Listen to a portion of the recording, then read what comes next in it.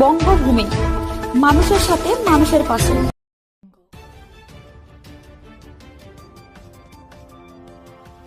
জন্মাষ্টমীর দিনই দুর্গাপুজোর খুঁটি পুজো করলেন দক্ষিণ চব্বিশ পরগনা জেলার সাগর ব্লকের ধসপাড়া সুমতিনগর 1 নম্বর গ্রাম পঞ্চায়েতের ধসপাড়া সার্বজনীন দুর্গোৎসব কমিটি। এবছর তাদের পুজো 12তম বর্ষে পদার্পণ করেছেন।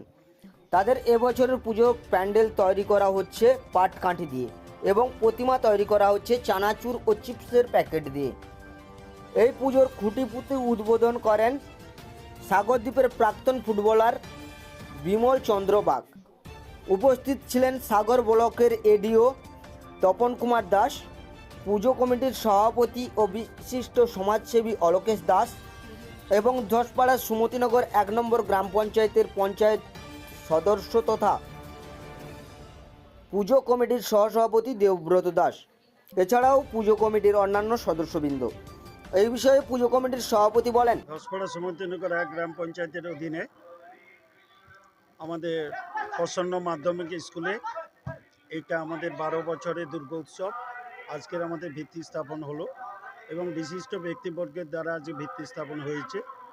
এবছরের আমাদের বিশেষ আকর্ষণ চিপস এবং চানাচুরের প্রতিমা, পাটকাঠির প্যান্ডেল।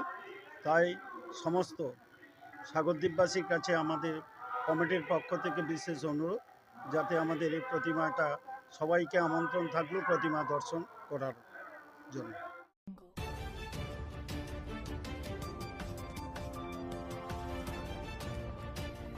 সাগর থেকে সন্দীপ দাসের রিপোর্ট, বঙ্গভূমি নিউজ।